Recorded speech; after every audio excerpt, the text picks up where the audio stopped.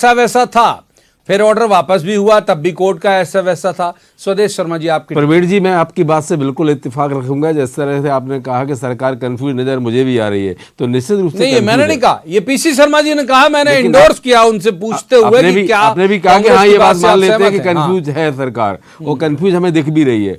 कुल मिलाकर के पंचायती राज की जो कल्पना थी वो राष्ट्रपिता महात्मा गांधी ने की थी। जब ग्राम स्वराज की कल्पना थी, राजीव गांधी ने इसको अमली जामा पहनाया और मध्य प्रदेश में सबसे पहले माननीय दिग्विजय सिंह जी ने पंचायती राज लागू किया। पंचायतों को वित्तीय अधिकार दिए जाने की जो व्यवस्था हुई, इससे हमारा मध्य प्रदेश और निचले स्तर का व्यक्ति समृद्ध हुआ। हिस्ट्री खंगाल देते हो, मौजूदा की तो बात करो, जो अभी हाल का ऑर्डर हुआ पर ये भारतीय जनता पार्टी पंचायत चुनाव कराना ही नहीं चाहती थी। सच बात ये, इसीलिए ढेर सारी विसंगतियों के तहत इन्होंने चुनाव प्रोग्राम चुनाव आयोग को दिया, और जैसा कि सबके सामने, और आज इनको हुई है सांप छछूंदर केरी, निगलत बने न लीलत। ये स्थिति भारतीय जनता पार्टी और सरकार की हो चुकी है। प्रवक्ता पहले किसी की गुणगान कर देते हैं, फिर आलोचना करने लगते हैं, बड़े परेशान हैं। अभी हमारे प्रवक्ता जी ने जैसे सुनाया तो वह जलेबियों की तरह घुमा दिया, टाइम पास कर दिया, लेकिन सही बात, मुद्दे की जवाब नहीं दे पाए। मुद्दे की बात यह है कि अब पंचायत चुनाव ने, अब जो पंचायत चुनाव में जो सरपंचों ने, पूर्व सरपंचों ने आंदोलन किया था, तब आपने उनको वित्तीय अधिकार उस समय भी दे दिए थे, और अब फिर आंदोलन करने पर उतारू हो गए हैं वो। देखिए फिर आगे अब क्या करेंगे। 24 घंटे में आप अपने फैसले बदल रहे हो, आपको कंफ्यूज नहीं कहा जाए तो क्या कहा जाए। ये इस तरह की स्थिति हो चुकी है। बस बहुत वक्त दिया आपको भी। दिनेश जी करता हूँ। दिनेश जी, ये मुझे नहीं है याद, हो सकता आप उस दिन रहे हो जिस दिन हमने इस पे बहस की थी, जब इन्होंने ऑर्डर किया था, तब भी हमने बहुत सारे सवाल उठाए थे और हमने कहा था कि भाई केवल पंचायत पे मेहरबानी क्यों सरकार की, फिर नगर निगम पे भी हो, नगरीय निकायों पे भी होनी चाहिए। नगर परिषद, नगर पंचायत, नगर निगम। नगर निगम चलिए बड़ा बड़ा बजट होता है राज्यों के बराबर, कई नगर निगम जो समृद्ध हैं उनका, तो छोटी जगह पे तो कर सकते हो। तो उस दिन भी हमने सवाल उठाए थे, आज भी उठाएगी। भाई पहले तो आपने पावर दे दिए, देन विड्रॉ कर लिए। दिनेश जी, आप कैसे देखते हैं इसको? प्रवीण जी, पंचायत चुनाव हो, नगर निगम के चुनाव हो या विधानसभा के चुनाव हो, एक बार कार्यकाल जब समाप्त हो जाता है तो फिर आप वही जो पुराना जो कार्यकाल के लोग काम नहीं कर सकते।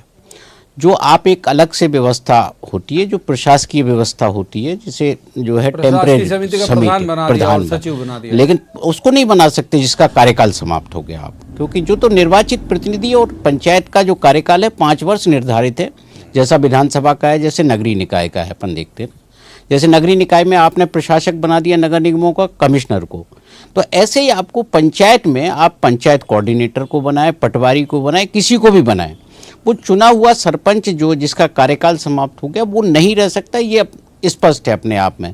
अब देखिए, क्योंकि जो प्रक्रिया बीच में रुक गई है उसका तात्पर्य ये नहीं है कि वो पुरानी स्थिति बहाल हो गई। ये पूछना चाहता हूँ आपसे कि चलिए ठीक है कि पंकज चतुर्वेदी निर्णय लेते नहीं, बाकी के वीडी शर्मा जी निर्णय लेते नहीं, वो निर्णय ले रहा है पंचायत और ग्रामीण विकास का। पीएस इन्वॉल्व होगा ना उसमें, मतलब बहुत सीनियर ऑफिसर होता है वो पीएस, तो सुदीर्घ प्रशासकीय अनुभव वाला व्यक्ति, वो निर्णय लेके एक ऑर्डर निकाल देता है, देन वही व्यक्ति विड्रॉ भी कर लेता है। इस पर तो देखिए मैंने किरकिरी फिर तो हो जाती है पंकज जी की, शिवराज जी की, और जितने जी हैं इनकी।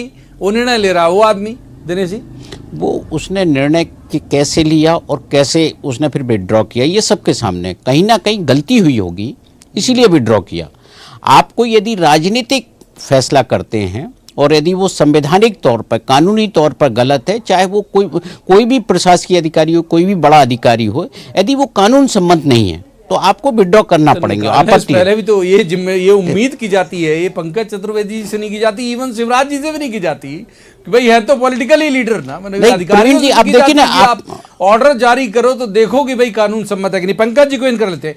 पंकज जी कहीं ऐसे तो नहीं माना, जो स्वदेश जी की एक बात का एक शिरा पकड़ सकता हूं मैं केवल, बाकी बातों से मेरी सहमति हो या ना हो, इस बात से ये सांप छछूंदर जैसी स्थिति तो नहीं हो गई कि लग रहा है कि यार क्या करें, नाराजगी तो नहीं बढ़ जाए, तो वहां भी साध लो भैया, आप हो तो एनजीओ तो है नहीं, बड़ा दल है आपका राजनीतिक दल, तो इस चक्कर में वो ऑर्डर भी करा दिया। फिर लगा कि नहीं साहब ये कानूनी तौर पर दिनेश जी कह रहे हैं ठीक नहीं होगा, तो विड्रॉ भी करा लिया। पंकज जी, देखिए प्रवीण जी, भारतीय जनता पार्टी की मंशा, मंतव्य, उद्देश्य बहुत स्पष्ट हैं और ना कोई इस प्रकार की स्थिति है जैसी कांग्रेस अनुमान लगा रही है। मैंने आपको स्पष्ट तौर पर कहा कि क्या पंचायत की जो निर्माण की गतिविधियों की, संचालन की, भुगतान की प्रक्रिया रुक गई क्या? आज भी प्रारंभ है। पंचायत सचिव और जो पीसीओ है, पंचायत समन्वयक अधिकारी, वो मिलकर कार्य कर रहे हैं ताकि आम जनता के विकास कार्य, निर्माण कार्य, पंचायत के अन्य कार्यों में बाधा उत्पन्न आए। हम तो कांग्रेस से पूछना चाहते हैं, कांग्रेस क्यों, क्या पक्ष क्या है? उगलने निगलने की स्थिति कांग्रेस की है। पहले ये विरोध करते हैं जब यदि हम आदेश जारी करते हैं कि ऐसा कैसे हो सकता है, और जब आदेश जारी नहीं हुआ तो बोले फिर ऐसा कैसे हो सकता है। तो समस्या प्रवीण जी कांग्रेस पार्टी के साथ है। भारतीय जनता पार्टी का सरकार का पक्ष बहुत स्पष्ट है और हम पूरी प्रयासरत हैं तन मन धन से कि 27% ओबीसी आरक्षण के साथ यथाशीघ्र यथासंभव पंचायत चुनाव कराकर लगभग 3 लाख लोगों को जनप्रतिनिधित्व दिया जाए और पंचायतों का कार्य जनप्रतिनिधियों के माध्यम से प्रारंभ करा जाए, जिसमें कमलनाथ जी के कहने पर याचिका दायर हुई और स्थिति सबके सामने। कौन कब याचिका करता थे, कौन सुप्रीम कोर्ट में वो विरोध करने गए थे, किसने गवली केस का हवाला दिया, कौन मध्य प्रदेश में ओबीसी आरक्षण का विरोधी है? ओबीसी आरक्षण विरोधी कांग्रेस पार्टी। भाजपा का प्रण 27% ओबीसी दूसरा सवाल बहुत बढ़िया स्वदेश जी, ये कह रहे हैं कि भाई आप पहले तो अगर ये कुछ करना चाहते हैं पंचायतों के लिए, नीचे तक के लोगों के लिए, इन्होंने तो इलेक्शन अनाउंस भी कर दिया था, वही कुछ जो भी रिजर्वेशन का जो भी रोस्टर रहा होगा उस तरह का पालन कराने की बात कर दी थी। कोर्ट पहुंच गए आप, पच्चर सारे फंसा दिया आपने, फिर इनने एक निर्णय भी जारी कर दिया, उसका भी विरोध कर लिया आपने, अब वो विड्रॉ कर लिया तो उसका भी विरोध कर रहे हो आप लोग। तो वो कह रहे हैं कि साहब कंफ्यूज तो आप हो स्वदेश जी। देखिए कंफ्यूजन जैसी कोई बात नहीं है। अगर आप रोटेशन, परसीमन और आरक्षण जिस तरह का था 2019 का, आप उसको वैसा ही प्रोग्राम बना के अगर चुनाव आयोग को देते, निश्चित चुनाव होता। लेकिन आपने क्या किया, 2014 का परसीमन लागू कर दिया। आपने आरक्षण पर जब बहस हुई सुप्रीम कोर्ट में तो आपका सरकारी वकील बोला नहीं, आगे बढ़ने दी बात को। कुल मिलाकर के सुप्रीम कोर्ट की कार्रवाई होती है जिसमें एक फाइल अगर रखी है बोला तो फाइल आगे खिसक जाती है, दूसरा व्यक्ति नहीं बोल सकता सुप्रीम कोर्ट में, लेकिन उनको बोलना चाहिए था। और इनकी आरएसएस के चीफ ने पहले ही कहा है। पंकज जी, सुरेश जी सुन लीजिए। हाँ बोलिए सुरेश जी। अब देखिए पंकज जी, आपको भी याद होगा जब आप कांग्रेस में थे, आपने तब भी सुना होगा आरएसएस के चीफ मोहन भागवत जी ने पहले ही कहा था कि आरक्षण पर समीक्षा होनी चाहिए। कुल मिला के आप आरक्षण के पक्ष में है ही नहीं, इसीलिए तो जब आप वो कहां गए भाई, जब आप गए, आप बताइए, दिग्विजय सिंह जी मुख्यमंत्री थे, हमने 14 से बढ़ाकर 27 किया, आप 17 वर्ष मुख्यमंत्री रहे, आपने उस पर काम क्यों नहीं किया? आपने उनको आरक्षण क्यों नहीं किया? माननीय कमलनाथ जी, ठीक है, 2018 माफ कीजिए दोनों लोग, माफ कीजिए प्लीज की वैल्यू रखिए भाई। दिनेश जी को इन करूंगा, अरे दिनेश जी को इन करूंगा। दिनेश जी इतना माने बर्र के छत्ते की तरह है OBC reservation plus panchayat election दोनों पार्टियों के लिए। मतलब ये जानते हैं कि हाथ डाला अगर छत्ते में तो सारा शरीर फुला देंगी, जो निकलेंगी वहां से मधुमक्खियां।